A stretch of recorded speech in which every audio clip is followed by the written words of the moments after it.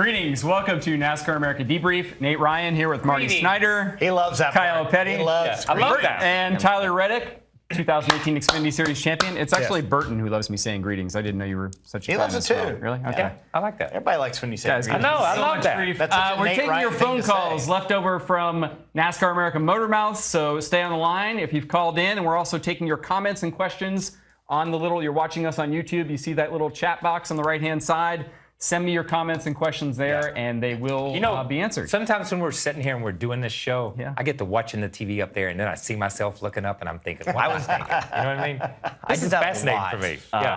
You do that the last hour, I would say. I feel like I've been looking around a lot of things. People are probably wondering at home, why you're looking all around the studio. There's your answer. There's your first answer to your question here on NASCAR America Debrief. Let's go to the phones, though, and start with Irvin. Irvin, welcome to NASCAR America Debrief. Good afternoon. Maybe this would probably be for Tower more so than anybody. You always hear the driver saying it's so track position before the race because the track is so hard to pass on. Do you find any track that is pretty easy now with the new rules package to pass at, beside the super speedways? In the Cup Series, particularly? Yes. You know, I'd say most of these tracks that we go to now, the mile and a half, that once the nighttime really comes into play, like Kansas, both races we saw at Charlotte, I think it's very easy to move around and find some speed and pass. Definitely on the restarts, though, with the speeds lower on these cars, it widens out the track immediately a lot faster than I feel like it has historically in the past. So I think as we continue to go to more and more places, because the restarts are so crazy, the track's just going to continue to get wider and wider throughout the day. So far what we've seen, I feel like the places where you already moved around a lot, you just move around a lot faster, a lot quicker, find clean air. You know what I like about Tyler here is so far, wait a minute, let me just say, so far during Motor Mouth and now this, we talked about you want to run more races, you want to run longer races, it's easy to pass. Everything that Kevin Harvick has said for the last 6 months, you just disputed. Everything. You can tell he's hung around with Brad Keselowski. He's got that anti-establishment streak. Everything. You've gone the other way. Well, I got to say, I mean, everyone saw Dover. It was very difficult. Yeah. But I feel like the places that we go to that you're very easily wide open at the beginning of a run, it's easy to move around and find clean air and race each other. But when you go to some of these racetracks that we're having to lift off the throttle and need every ounce of downforce you can get, it's gonna be more difficult to pass than it was before when you have even more off throttle time. So I think this weekend at Pocono is going to be one of those races where I think the restarts are going to be ridiculously crazy. But once they get single filed out, it's going to become that much harder to pass. But you go to these places where, like, maybe not Bristol because it's so small, but a lot of the mile and a halves that we will go to on sticker tires, you can move around, find clean air, push with people, and kind of move around. So let me ask you this. Where do you stand on this side of the debate that the package currently in the Cup Series is better at nighttime? Your old boss, Brad Keselowski, said that. And are we going to see the kind of racing we've seen in Kansas and Charlotte at, let's say, Michigan in 2 weeks or Pocono this weekend? I'm just asking his opinion. No, I have a question to add. I just thought of something. This is how I look when I have a question to add. Oh, I'm sorry. I know what this meant. I'm new to all the looks. Kyle's epiphany gesture. Just hit him. Yes. Well, add the question then. Add it. No, my question is, you said, is this package better at nighttime? Is it the nighttime? Is it the track temperature? What is it? Because you can't, nighttime is like, nighttime is the right time. The racing's been outstanding, though, at night. I understand that, but is that because of grip? Is that the grip level is what we're talking about more so than the nighttime? Is the track, the grip level comes up and it helps the package? I think it does. I mean, definitely, when you go to Homestead, you're going to need clean air and fresh tires, just how old and how abrasive the surface is. And Darlington will be that way too. But some of these racetracks, it just seems like when the temperature's really down and the heat doesn't build as high with cooler temperatures at nighttime, that it just the tires stand to you longer and you can race in dirty air longer than you could in the past. It seems like, and Kansas was definitely that way. I got lucky. I picked a good race to run, I guess. Yeah, well, no. You should pick another one you can run the hotline on. That helps. And you're good, too. That helps. That helps. Yeah, really. Yeah. All right. Well, you won at Charlotte, and we've gotten a couple of questions about Charlotte Motor Speedway installing this new synthetic turf that I know Kyle Petty is a big fan of. I think You are a big fan of it? No, I'm a huge no, fan. He's not like you are a big. I love No, this I'm not a debate. big fan. Here's what people want to know. People want to know, why don't more tracks do it? And I'll tell you, you answer the question, I'm going to tell you why I'm not a fan of Man, it. I don't know how expensive it is, but I kind of the things I like about it is the fact that you can get wrecked, go through the grass, and you can save the car, get back out there, and go again. Like Ryan Newman, I think he went through it 2 or 3 times or something like that, and he didn't get wrecked. There's so many times that whether it's your fault, I feel like more times than not, if you get put in the grass, it's not always your fault. You're getting put down there by somebody you shouldn't be. Texas in the playoffs last year, some lap car decided to block me, and I lost the lead and ended up eventually wrecking him because he tried to put me in the grass, and I can't touch the grass or I'll rip my splitter off. So, we've seen people get loose in that turf and spin out, but they don't rip their splitters off, so I like it for that. People can be more aggressive on the front straightaway, push the issue when they want to, and not rip their nose off and be done for the rest of the night. But I don't know what the negatives are. No. Okay, That's hold the end on. of my argument, right? For all the reasons, look, I look at it and I say, first and foremost, I like it from a safety standpoint. You don't get these cars dig in. You don't get something that's going to dig in and flip or roll or whatever. So I like it from that standpoint. Everything that you mentioned is the reason I don't like it. Because when you go to the racetrack, you're supposed to stay on the black stuff. Oh, yeah. Okay, no, wait a minute. Absolutely. So if we're going to say turf is better, then I'm going to have to say no walls would be better too. Because I wouldn't tear my car up. I wouldn't tear my car up because I spun and got into the wall. The point is, we should take sand traps away from golf. Okay, make the hole bigger. Makes sense. Let's make the. You know what I'm saying? It's a penalty. I understand that It is a completely. penalty, and you have made it not be a penalty. You now. want out of bounds lines. Yeah, there needs to be. I mean, there needs to be some place that you can't go as a driver, that you have to respect that 2 foot of grass through the trial at Charlotte, dropping your left front off in it and hooking your splitter. You have to respect that. You don't have to respect it when you have turf because you can run out through there and not worry about it as much. And I guess that's my problem with it. It changes. It's like the ripple strips, whether they're high, whether they're low, whether you jump over them or not, it changes the way you drive the course. That changed the way that a lot of people approach nobody's going to go down there and use it as part of the racetrack. They're not. Oh yeah, you're right. They didn't just run out through it with their left sides. It wasn't planned for sure. It's not planned, but I'm just saying there's no penalty for it if you do. I'm just saying that I look at Stenhouse. He gets spun down there during the race, doesn't tear up his car, and he's able to come back and finish 5th. I think that's great. Let me say this. Real grass, always, people. Real grass.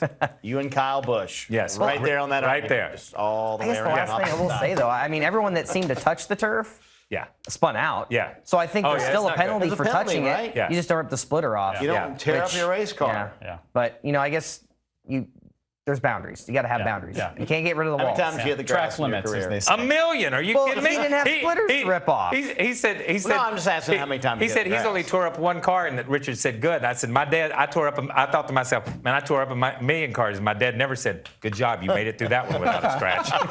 You know what I mean? Back to the phones we go on NASCAR America Debrief and talk to Chase. Chase, welcome to the Chase program. Elliott, thank you for calling in. Oh, yeah, there we go. What do you have, Chase? Hey, I want to know, why is it so hard to run in dirty air in the XFINITY Series? What's going on with that? I actually feel like dirty air doesn't disrupt the cars quite as bad in the XFINITY Series as what I felt was going on at Kansas in the Cup Series. I wish I knew what the magic explanation was for that, but I think because we do have some off throttle time, we do get a little tight, we get a little bit loose. Feels like when we get in dirty air, the balance of our car doesn't necessarily shift to plowing tight with all the front downforce and just overall downforce that the Cup cars have. They have the massive rear spoilers, they've got the aero ducts, the massive pan and front splitter on the front of their cars, and it seems like in that particular the package they have right now on the Cup side, when you get in dirty air, you just lose the front of the car. The rear spoiler's just they got too much air on the back of the car and it just builds really, really tight. Where in the XFINITY side, it feels like we got, the right balance in dirty air to where, you do get a little bit tight behind somebody, but you can't overstep it and get loose. So I think that could be some of it. We went to Dover, though, a place that, dirty air was really bad in the Cup side, and the tires that we were on wouldn't go away that fast. So dirty air was a problem as well for us on the XFINITY side, too. And it's harder to pass like the top 2 or 3 XFINITY guys, right? I mean, that's a different ball game because some of the guys, when you're racing those guys, they're difficult to get around, aren't they? Yeah, I mean, Christopher Bell, et cetera. yeah, there was a couple times throughout the weekend where you'd make a mistake, and if I let the 20-00 get by us, could get back by them. But some of the other cars, you could get by pretty easily. But those 2 or 3 cars that are really hard to get by in an Xfinity race, there's about 30 of them out there in a cup field. Yeah, and I got to experience that at Kansas a few weeks ago. Following up on this discussion, we've got a question from YouTube. Anita Garrison wants to know, how come drivers are saying it's so hard to pass, but the stats say there have been more passing than previous years? I mean, Coca-Cola 600, That's a green flag fantastic passes were up, question. lead changes are up. I mean, is that an optical illusion that we think we're seeing more passing according to stats, but drivers say it's Aren't harder? they counting the lead changes at different spots too? Like, I don't know. you could have 4 or 5 a lap or something. like that? Yeah. I think it's a lot easier to get a run and get alongside somebody, but I think it's become a lot harder In to the cup complete the package. pass. Yeah, on the cup side. I think it's very easy to get along somebody and make a pass. Too many times I feel like I've seen, my experience when we experimented with it at Indianapolis and Pocono in Michigan, you get alongside somebody and get beside them. It was just really hard to complete the pass because you guys could stall each other out so well. Then that guy from third that had nothing to do with it just passes Makes all a of you. run. So I think people race side by side. There's more side-by-side racing. But I think it is a lot more difficult now than ever to complete a pass because you're at the mercy of the guy on your inside or your outside. If he decides to let you go, I think you make that pass. If he wants to race you really hard, you'll race side by side for almost eternity. Who's the hardest guy to pass in the Xfinity Series right now? Justin Allgaier is always a lot of fun to pass, and he's a lot of fun to race. He's definitely the one that's never going to give it up. He always just likes to race really, really hard. Definitely, it's a toss-up between him and Christopher Bell, I'd say. Okay. Not racing dirty. They're just No. difficult to get Justin around. Justin. What I love about Justin, some days I don't like it, but what I love about Justin is he'll race. He won't give you a single inch down the straightaways. Anywhere he can spare an inch and take it that you don't need and he doesn't want you to have, he'll use it, but he'll do it in as respectful way as possible in a nice that you way. can appreciate. In a very Yeah. Justin-like way. Very nice. No, I mean, I wouldn't say it's like, He's the nicest I'm being dude very on the kind, planet. but like, he does it in the right way where you know that this spot means a lot to him and he wants it really badly. You don't feel as badly when he knocks you out of the way to take that spot. No, I mean, it's all good. I'm sure there's a lot of people out there that feel that I race the same way. So Did you have just to gotta pass ask Ryan them. Newman at Kansas, by the way, in the Cup Series? Did you have to pass him? So yeah, I don't know what happened there. I have this opinion of Ryan Newman. Yeah. And I just think he likes to race hard and he likes getting raced hard. Well, I don't know if he really likes getting raced hard, but he likes racing hard. Yeah. But there was one point I lost momentum and he slid up right in front of me, a late clear, and I ran right in the back of him and he put his hand out the window and told me I was number 1. I'm like, what do you want me to do? Yeah. You stopped in front of me. So I don't know. Some of those Cup guys don't like racing as hard as I thought. That never happens to anybody else. Yeah, don't worry. Don't worry. All right, lots of insight there on drivers. I think Marvin on the phone has some questions about drivers this weekend at Pocono. Marvin, welcome to NASCAR America Debrief. Hi, Nate. Hi, Marty, Kyle. Hey, And what's up, Tyler Reddick? You look good, man. Thank you. This is Marvin Blue. Kyle told me it's picked out what I need to wear now. Marvin Blue. Marvin Blue. I knew it was. What's up, Marvin? Yeah, Marvin. I got a question for you guys. Who's winning the pole this Sunday at Pocono, and who's going to be winning the Cup Series race on Sunday? You want to take a swing at that one, Tyler? Ooh, help me with my fantasy league. That's tough. This is a tough one for me because I feel like this race is going to kind of be like Dover in a way with the qualifying and who was going to win the race. I don't know. It's going to be really hard to pass. I think you'll see some crazy restarts, but it's going to all be about track position. So, I mean, every time we go there, people are trying to leapfrog the stages, short pit a little bit. But I wouldn't be surprised if there's a race where you see the pole sitter win the race because I think having speed by yourself and in clean air will be important. I feel like if you get stuck in the back or you have a bad issue along the way, it's going to be really hard to rebound from it. So I don't know who's going to win, but I think Kevin Harvick is bound to win at some point. So I wouldn't be surprised if he gets pole. That wouldn't surprise me. Yeah. I know they had the fastest car last know, July. real- and weren't real, able to uh, finish it off. Real underdog pick. Yeah, right there, but- exactly. No, it's all right. Kyle, you want to take a shot at that? Blaney. Blaney, I like that pick. Okay. Yeah. I like that pick. I'll go with Kyle Busch because you guys left the door open. There we have it, ladies and gentlemen. There you have it. Oh, you were going to do your Blaney explanation. I interrupted. No, I was not going to do it. Okay.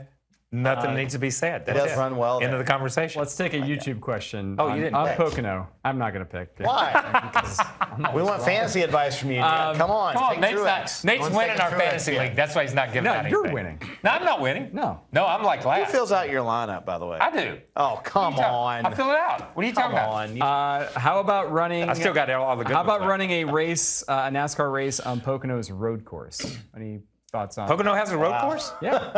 Wow. Is it the infield course road? The road course. Here's the road course. For the camping section? The road course is, you know how you come down the short chute and you have to come in pit road and you come in on that piece of my road that goes like gosh. that? That's the road course. I don't know. That's an off-road course.